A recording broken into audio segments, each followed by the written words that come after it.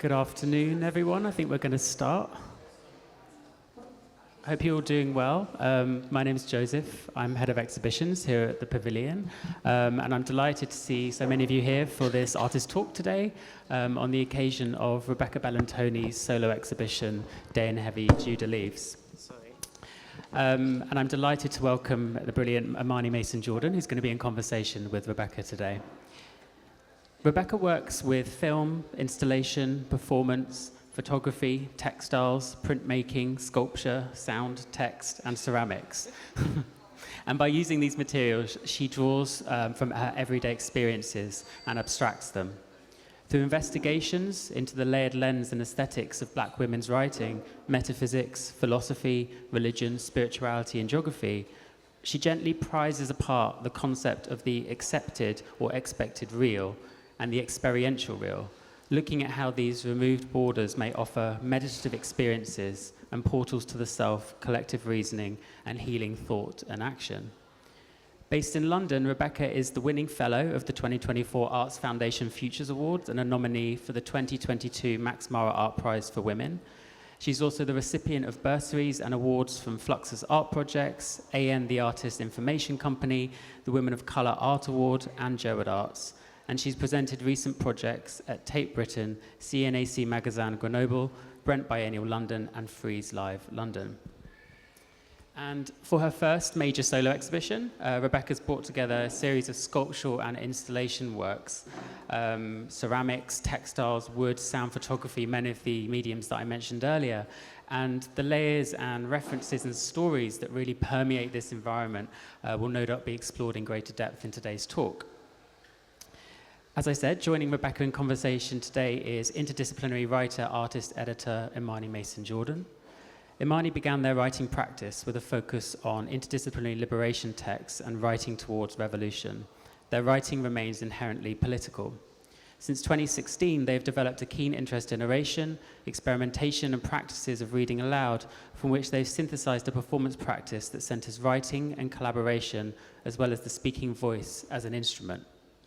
Imani's been working with Rebecca in a curatorial capacity alongside Rabs Lansico since 2019 as Languid Hands, which is a London-based curatorial and artistic duo.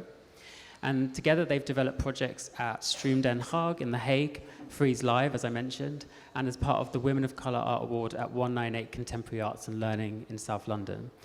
And so Imani is very well placed to really delve into Rebecca's solo exhibition here at the Pavilion and her wider artist practice. Rebecca and Imani will be speaking for about 45 minutes, and then there'll also be some time afterwards for your questions. I'll use this mic roaming, so if you wouldn't mind waiting till you get the mic as we're recording today's conversation, that would be great. I'm really looking forward to today's conversation. I want to thank our speakers once again, so please join me in welcoming Rebecca and Imani.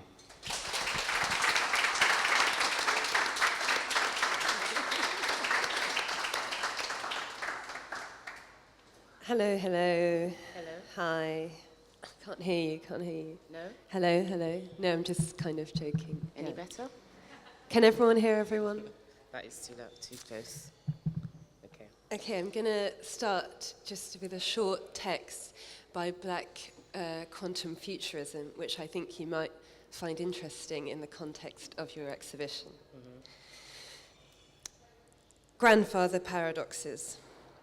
The grandfather paradox is a paradox of time travel in which inconsistencies emerge when the past is changed. The consistency paradox, or grandfather paradox, occurs when a future event prevents the occurrence of a past event that was partly or entirely the cause of the future event, thereby preventing the future event from occurring, thus creating a contradiction. The name derives from some variation of a narrative where a person travels to the past and kills their own grandfather before their father or mother is born, which would then prevent the time traveler's existence, thus preventing his ability to travel back into time in the first place. The paradox is generally used to refute the possibility of time travel. Films with this paradox presented include Back to the Future, for example. The predestination or ontological or bootstrap paradox is a related time travel logic which has a causal loop of events that predate their travel back into time. A causal loop is a paradox of time travel that occurs when a future event is the cause of a past event, which in turn is the cause of the future event. Both events then exist in space-time, but their origin cannot be determined. A causal loop may involve an event, a person, or an object of information. This means that instruments or objects exist without having been created. After information or an object is sent back in time, it is recovered in the present and becomes the very object or info that was initially brought back in time in the first place. Interstellar or Predestination are both film versions of this. Black grandmother paradoxes. A non-linear bootstrapping quantum predestination paradox noticeably present in stories where black women are the time travelers and where cause and effect appears to be open to multiple non-linear influences. For the purpose of the stories featuring the black grandmother paradox, the phenomenon apparently resolves the grandfather paradox that otherwise limits time travel or deems it impossible.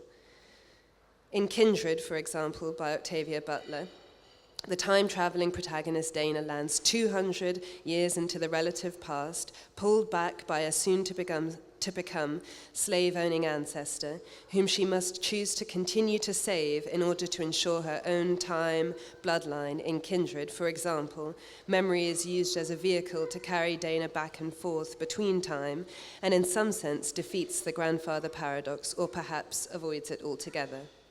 This works to elevate the relevance of personal, familial, and communal narratives versus that of a recorded historical narrative shaped by a privileged few.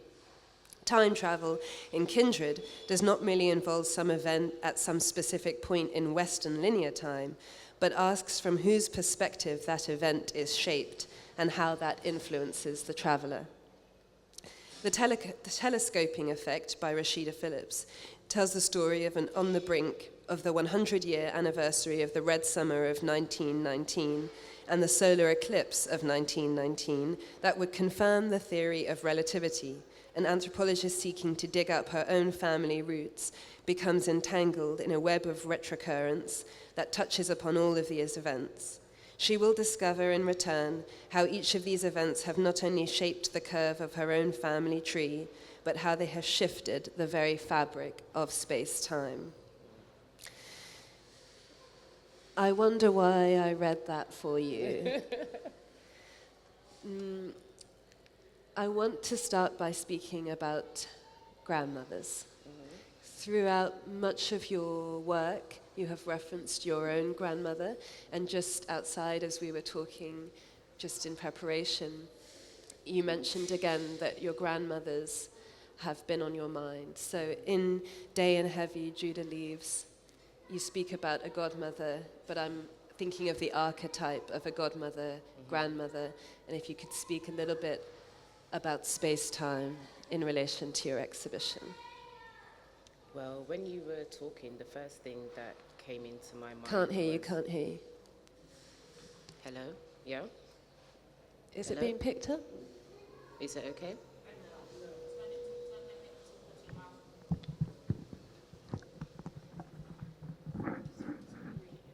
Okay, is that that better? There you go. Okay. Well, when you were talking, the first thing that came to my mind was the fact that when a woman is born, she is born with all of her eggs, basically, inside of her that will then be passed on to the generations. Okay. Maybe take it out and hold it. Yeah. Okay. Hello? It's Yes. better. Okay. So I was thinking about the fact that everything that is already was, and everything that is to come is already here. I think that when I'm thinking about grandmothers, I am thinking about the idea that grandmothers are the kind of receptacle of knowledge in a family, and through the grandmother, you learn about what's come before. And I think that's why I speak about my grandmother so much, because apart from the fact that she was a beautiful woman, she was very cheeky, full of life, and so full of knowledge. She also had an understanding, like a really everyday understanding that I had to know what had come before. So my grandmother would always say that she didn't know that she would call her mother's name every day of her life, and that she did every day she did something. Sorry, this is really bugging me, the ring. Do you want this one? This. Hello? Yeah. That she would talk about her mother consistently, and through her talking about her grandmother and her mother, I, in some ways, was able to become those women, to take the best parts of them and to leave behind the parts that I didn't want. And I think that that's what a grandmother is about, that they have, having raised their own children, they have the best of themselves to give to their grandchildren. So that's why I speak about my grandmother so much in terms of a personal point of view. But the grandmother is the clock for me. It's the clock that spins forward and backwards. Yeah. Thank you. So what I find also super touching about the work that you make in relation to your grandmother is that on some levels it's always about your own personal connection to your grandmothers and to that kind of long line, that trajectory, but it's also about your grieving process and the kind of ways in which that informs the process of making. But then beyond that, it's often about how you imbue the resonance of grandmothers and of black women who have come before you within a material context. And so in the exhibition, what I find really sort of touching is the amount of time that you have to stay with the work because of the darkness in the space and the way in which you allow that time and light to shift whilst somebody is spending time with the work. And I wonder if you can speak a little bit more about materials and resonance in your practice. Well, I think at this point in my practice, the most important material is blackness, because previously in my practice, I was working a lot with color, like very bright colors, and I felt like there was some kind of,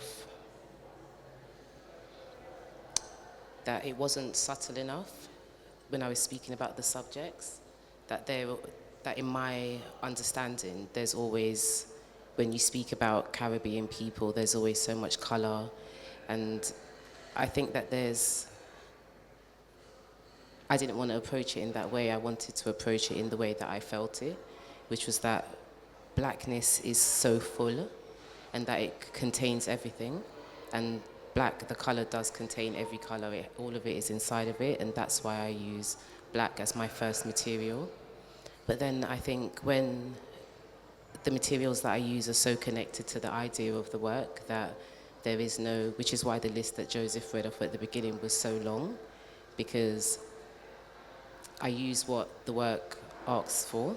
For example, downstairs in the work that's called There Was 1 and 2 and 3 and 4 and 5 and more than 6 of us, I worked with ceramics because I knew it would be very difficult to keep some of the shapes in one piece.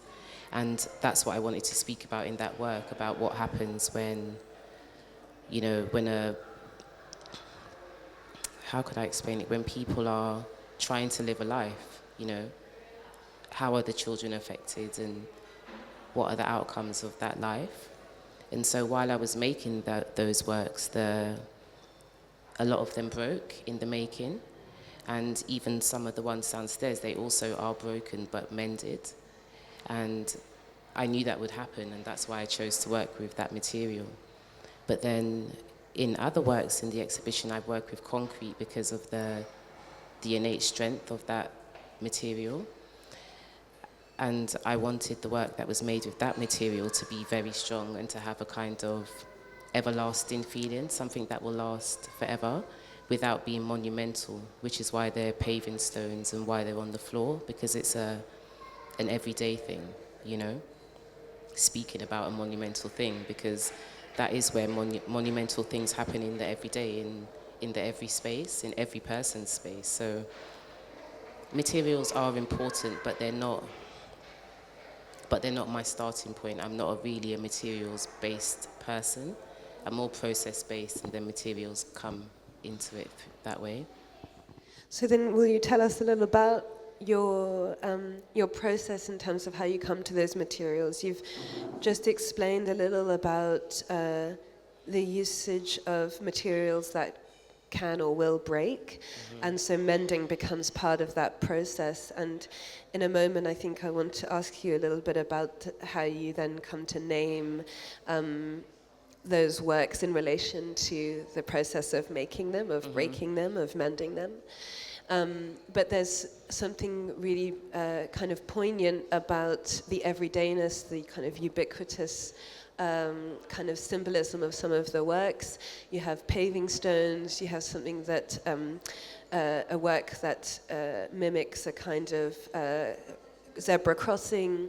And so can you talk a little bit about, for those of us who didn't notice right away, some of the references for each of the kind of objects? You also have a kind of what's it called, satellite dish. So will you speak a little bit about those?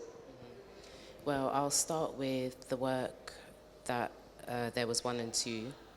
And that work, when I was thinking about that work, I was thinking about the saying that Caribbean people were told before they immigrated to this country in the early 50s, that the streets were paved with gold.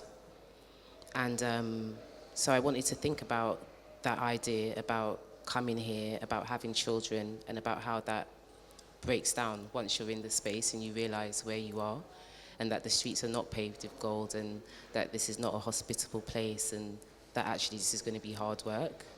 And that's why they kind of disintegrate as it goes along. But then that zebra crossing is made of cowrie, ceramic cowrie shells. And the reason why I decided to use that was because one step back, where cowrie shells were used as money. And the amount of cowrie shells you had was, you know, about your wealth, showing how much abundance you had. And so I wanted to cross those two things together so that time becomes visible. But I also, when I was making them, I didn't want them to be perfect. I wanted them to be maybe to be misunderstood as something else. Like some people have said they look like coffee beans. Coffee beans. Yeah. And in some ways that works the same. You know, it's like it does the same job, but I didn't want them to be perfect because it's another way of showing that actually it's not true, you know, that this thing that our grandparents, great-grandparents were told, depending on your generation, that it wasn't true, but that, you know, the zebra crossing is very, very, very, you know, bold, and maybe there is truth to it at the beginning where the adults are, but as it kind of disperses out, that I would say it kind of denotes my generation, because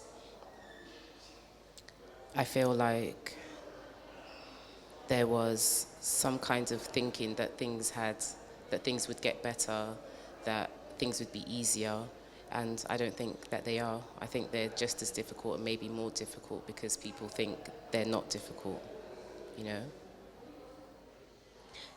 Does your relationship to, I guess, speaking through ancestors and the relationship between ancestors and kind of material resonance, from some of the kind of talks we've done together, you've spoken a lot about kind of embodying their experience or experiencing their reality through this material resonance. And in that sense, also kind of connecting to what you first said about, you know, when a woman is born, that all of their eggs are already in existence. And so this kind of idea of black womanhood being encapsulating of everything. And so I guess there's this kind of collapsing of space-time that you achieve through your sculpture making, but also then through this access to resonance through performance, and through this kind of calling in. But I just want to say that I don't think I collapsed the time space with my practice. I think I exposed that it is collapsed, you know. It's not something that I'm doing, it's just something that is. And, you know, for me, everything is in black women, for me. But I understand, I think in my work, I really want it to become clear to everybody that actually your ancestors are in you. And what does that mean? Like, what does that mean, really? Not what have they done, but what does that mean? And I just wanted to make that clear. Yeah, to carry, what does it mean to carry your ancestors with you? Yeah, But also to then, benefit, for it to, you know, to benefit from your ancestors. What is the benefit of your ancestors? And if the benefit is not of benefit to other people, not to... if it's not of benefit, if your benefit is not of benefit to other people, what does that mean? You know? So, you know, it's like I speak about grandmothers, my grandmother, I speak about the archetype of the grandmother, understanding that they're not perfect. There's no kind of, there's an uplift of the energy of that person, but not I'm not venerating my ancestors, because they're just people. They were just people. And I know that my ancestors had to be very strong people, but I think we know that in strength there's sometimes things that get done and happen that are actually not that great, you know?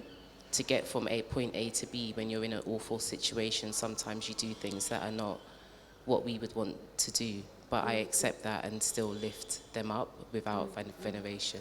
As full people, rather than as sort of ideal people. Yeah.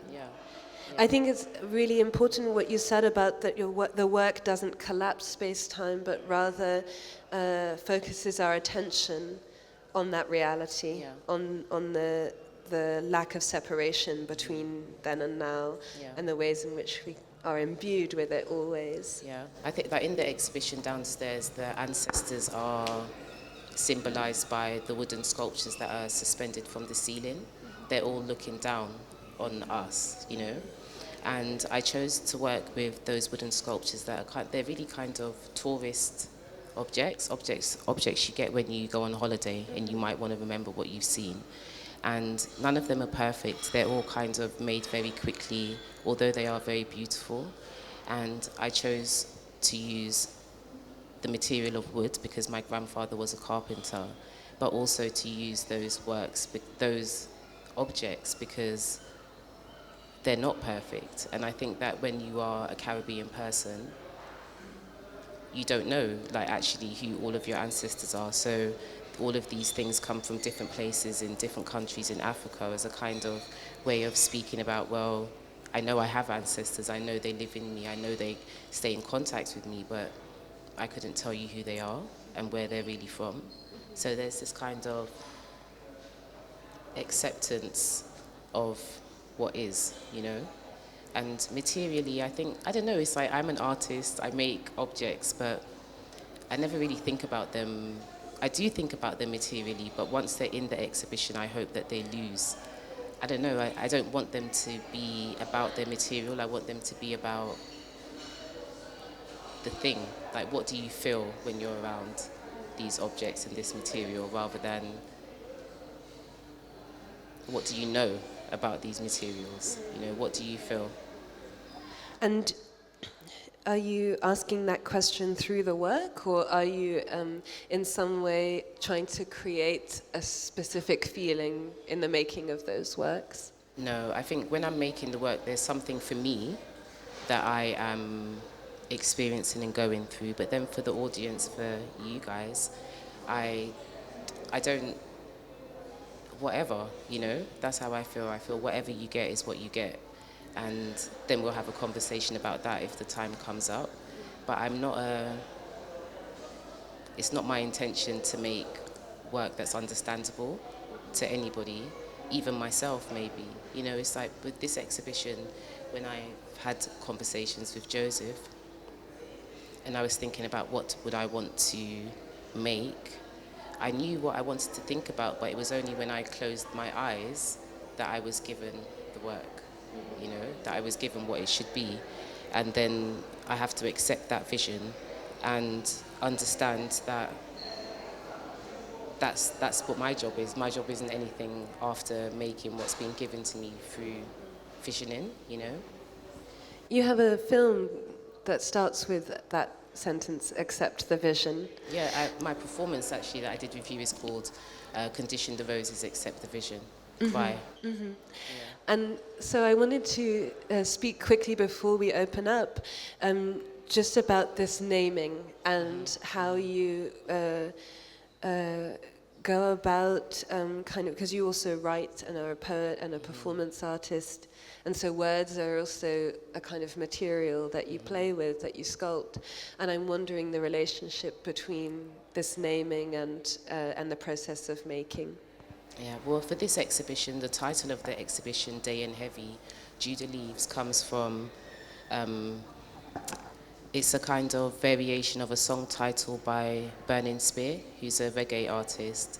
The song that he wrote is called Dry and Heavy, and the song is about a group of people that go to the woods to go and collect some wood for fire, and Burning Spear, when he gets there, he's young, and the wood that he's cutting down is still wet, so it's very heavy.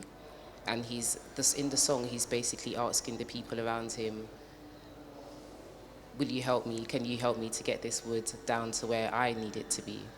And I was listening to Burning Spear a lot during the making of the exhibition, and I thought that it just made perfect sense in some way to put those two things together. You know, I changed dry to day because I wanted to speak about time and place, and heavy because of the emotional response that I had to my godmother leaving. And then Judah Leaves because Judah left, but also because I wanted to speak about her leaving, but also what she left in her leaving, you know?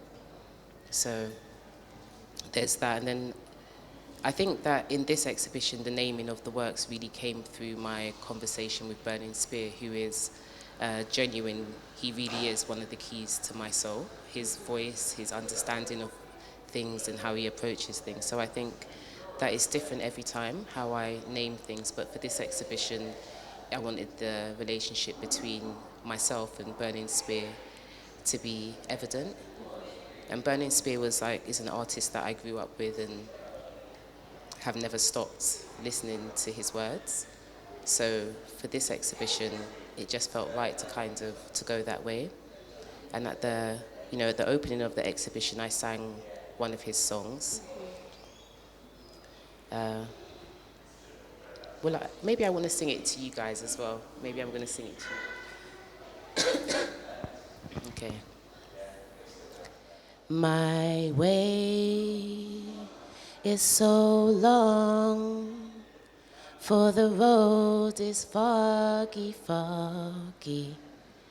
My way is so long, for the road is foggy, foggy. My head never swelled, my heart never leaped, I never had no fear from within.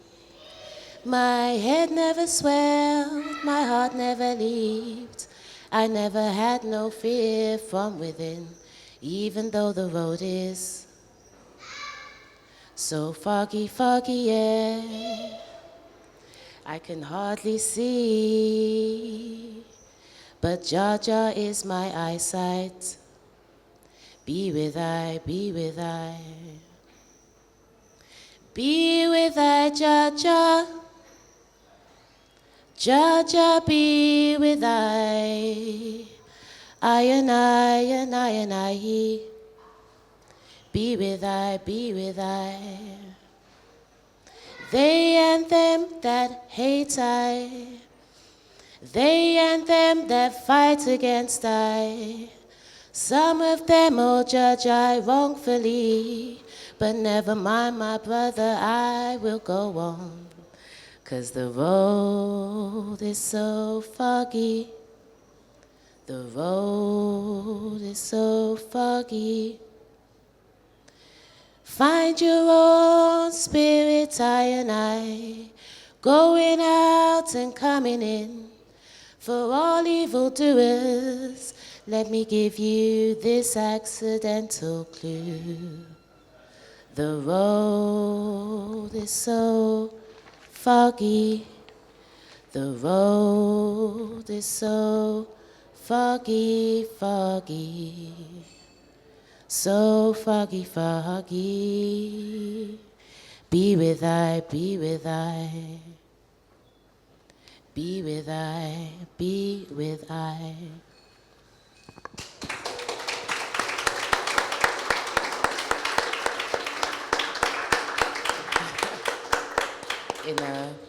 In some ways, I was just talking to Deborah about this earlier, that I'm a visual artist, and that's what I want to say, you know? Like, I'm happy to have this conversation and to speak to you all and to express more of what the exhibition is about, but I am a visual artist, and sometimes the things that are connected to that sonically are enough. It's like that song is why the exhibition, not what it is, but why, you know? It's foggy, but with the people around you, with a connection to who you are, with a connection to the Most High Creator, you can create, you know? And you can create something visual, but you can also just create spaces for people to be in. You can create beautiful relationships, and those relationships may not last forever, but what is left? And that is what the exhibition is about. What's left, you know? I am who I am only because of the people and the place and the time and the understanding, and being melancholy enough to kind of to sit with the loss, but also to hold on to what was given. Does it make sense?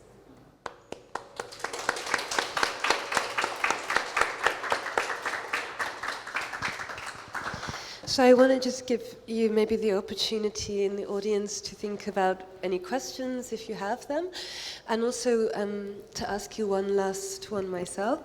So thank you so much for sharing the song. I think it, as you're saying, is a really important part of sharing the why. I also know that you use sound in most of your visual works, whether that's performance, whether it's live, whether it's an installation. And in order to do that, you collaborate. And I wonder if you can speak a little bit about collaboration. And I know in some ways, you know, you've spoken about Burning Spear as a collaborator, but I know there are other long-term and shorter-term collaborators that you work with that are important to the outcomes. So, yeah. For this exhibition, and like Imani said many works before, I work with an artist who is also my brother called Rowdy SS. And for this, like, collaboration with my brother is something that is so fulfilling, and he always gets it right because he was there.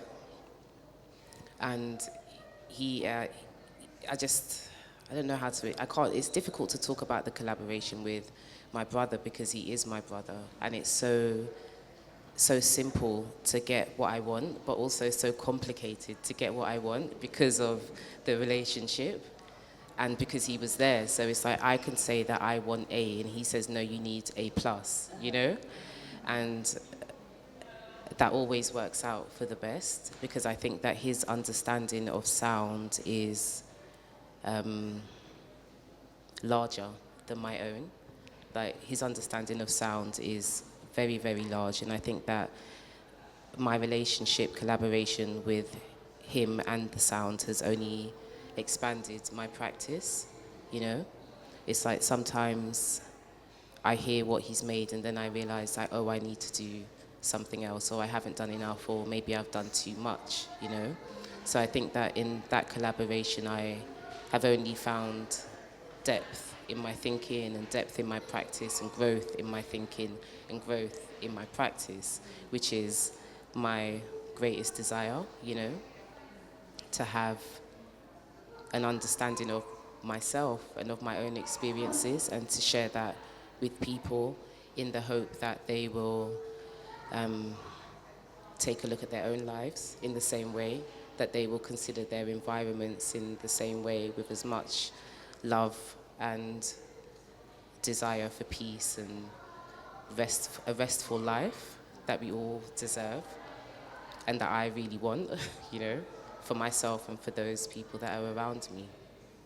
But collaboration, I think, is the only way forward towards that, to be honest. You can't do that alone. So collaboration is always very important, whether it's, you know, whether the other person knows they're collaborating with me or not. But when they do know they're collaborating with me, there's real power in collaboration. And like I said, it is the only way forward.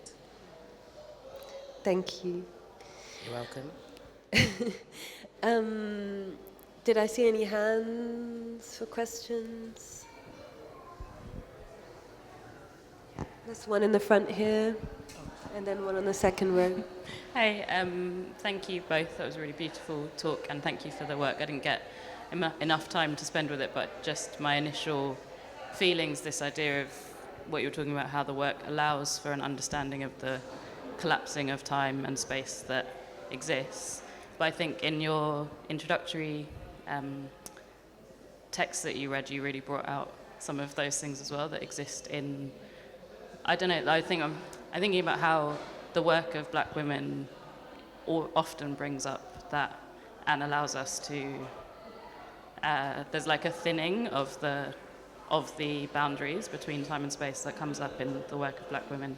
And you brought up Octavia Butler and a few others who do that in their work as well. And I wondered if you had more to say on that thing of like, what is it about the artwork and the creativity of many of our black women ancestors and the women who create now that allows for that thinning of something that is so deeply held as like time and space exists in this kind of very linear, very solid way, and then this work kind of comes up and immediately allows you to go, oh, actually, it's around us all the time, that these things are not linear and that they don't, you know, the future and the past are not set in stone in any way.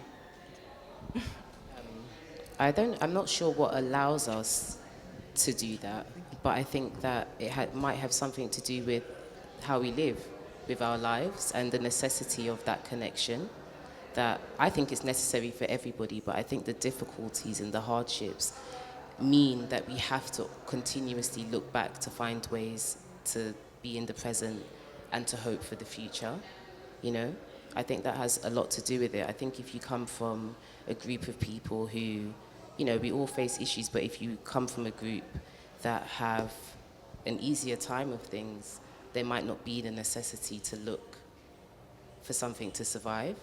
I really think that it's about survival in the realist way, you know, survival in the realist way, like you actually have to get from one point to another. And in order to do that, when there are so many, limitations is not the right word, but there are so many blocks that you have to find it elsewhere. And if that's the case, then it's going to show up as artists, it will show up in our work, because I think that there is no separation between person and the work that they make, really, you know? Even if the work is very abstract or very conceptual, it is the person that's come to that. So I think that could be, for me, I think that's what it is. It's just like looking for ways to understand why and looking for ways to go forward. Oh. Hi, Rebecca. Hi, Imani. Thank you both for really interesting and insightful conversation. I think I've seen your work before, and this particular exhibition I found really emotional. And I feel there's a lot of emotion in the work. And when you were singing now, it was like almost like a chant when you opened the exhibition. It was as if you were calling in the ancestors and blessing the space and then allowing people to come into that space. And I think what comes through in the work and what you've said is that the work is very spiritual, but you haven't actually talked about spirituality in that context. And I think that as our ancestors, once removed, are African, and spirituality was a really important aspect of and still is, of our beings. And I think that's not really allowed to be expressed. So I wondered if you could talk about that rather than religion, because that's not what I'm talking about specifically about spirituality. Thank you. Well, I myself personally, I don't follow a particular spiritual system, but I think what it mirrors basically my life, which is that when you are separated from your origins, you are encouraged and given many different things. So for example, when I was growing up, I was raised in some ways as a Rasta child, and through that upbringing, I was given the understanding of I and I, yeah? And as I grew up, in other spiritual systems, I found the same idea. And I think that's the way that it has been for me, you know, is a kind of, not necessarily picking and choosing, but what are you given? Like, what is given to you in the place that you are? You know, I'm born and raised in London. I'm, like you said, removed from the Caribbean even, also removed from Africa. So I accept that and take the small bits that I can be given or that I am given. And with what I'm given, I then develop my own spiritual life, you know?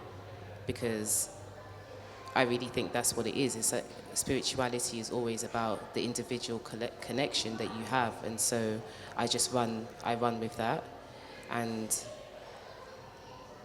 so I think that although I don't like to speak about systems in my practice, because I think that in some ways I'm not trying to educate anybody, so I don't think I have to, but I do try to create a space that can like tickle that in yourself, you know, either if you don't know it's there, or if you're not connected, that you will just be tickled, you know, and if you do have a connection, that you recognize when you're in there that this is a space where that can be free and open, and that you should use those eyes to look at the work, you know.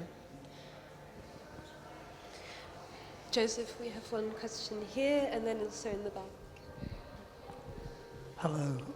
I think you may have covered some of the things I had in my mind in the last couple of answers that you have given. You mentioned, I think it's in the little video that I saw downstairs, about how the mystical propels your life. Some of the things you said about spirituality obviously connect with that, but can you say anything more about the nature of that mystical side and how it affects your art? I mean, I think an example of it is like some works that I make are given to me. I don't come up with them, if that makes sense. It's like I am given them, and that is a mystical experience, to be in communion with energy that is not solid, you know? It's not solid, but for me, that's what it means to live a mystical life, is just to be open to the things that are given to you. You know, I was sitting in front of the sea before I came up here, and today and yesterday, and having very serious conversations with the water, you know, because I do truly believe. You know what, I am going to take away that I believe thing. It's like I know that these things are true, and that they are sentient, and they are living, and that they have something to give to me, and that I also have something to give to them as well. So for me, a mystical life is an unexpected life, but something that I'm open to and am, if that makes sense. Yeah, does it?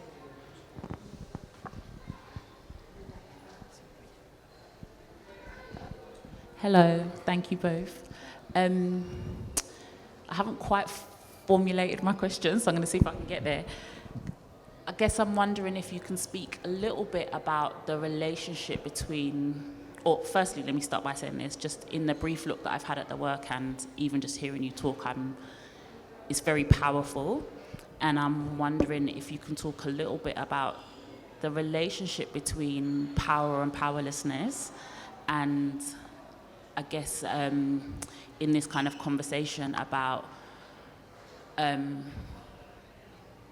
kind of collapsing of time and I guess mysticism and spirituality, like something about that connection between power and powerlessness and motivators that maybe sometimes don't feel motivational, that or like struggle and the outcome, if that makes sense. Am I making sense? Does it make sense? Yeah. I think the song that I chose to open the exhibition with speaks to that, because in the lyrics where he says, you know, I never lost my head and I had no fear, that's not true in my life. I have definitely lost my head. I have definitely felt fear, and my belly has definitely rumbled, yeah, for many different reasons. But what he's saying is that that's what the I and the I never had no fear. You know? And I think that's the relationship between power and powerlessness. It's like, you are who you are, but what's watching? What's watching? What is going on for you, you know? That's where the power is, when you realize, or when I realized that the I, you know? I am the I, but you are the I, like we all are the I. That's where the power is. Yeah. Thank you. Mm-hmm. Any more questions? Any more for any more?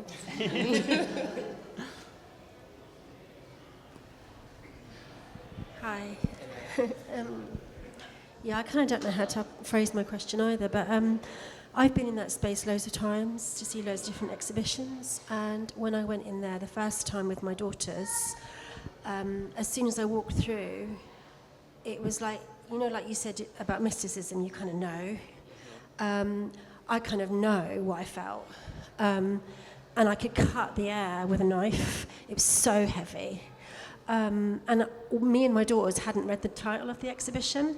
So when we came away and we were walking home, we were looking at what the title of it was, and we were quite shocked that we had felt that heaviness and we had felt that intense feeling, and you could touch it.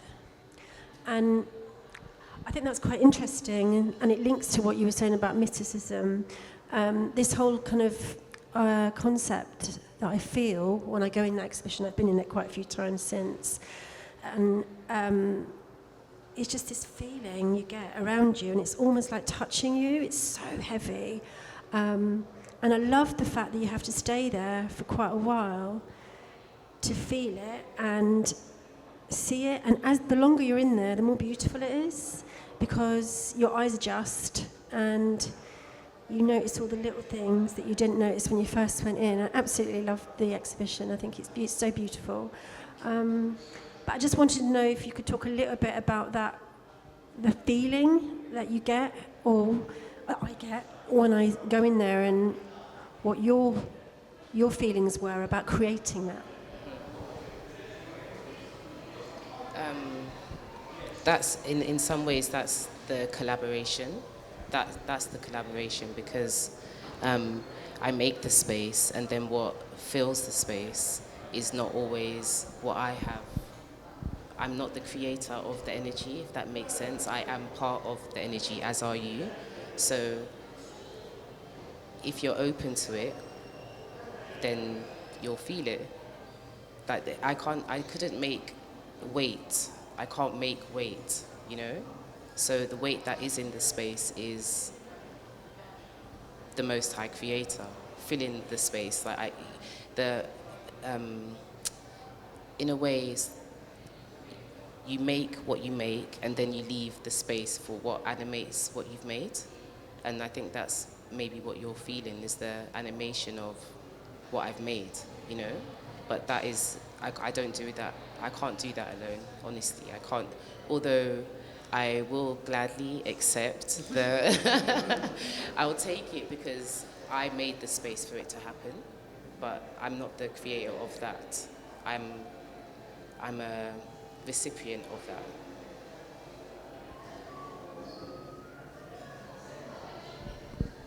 And thank you for visiting more than once. I just want to say a huge, well, firstly, thank you to Rebecca for creating what you have created in the gallery, and to both of you for that beautiful conversation. Please give them a round of applause.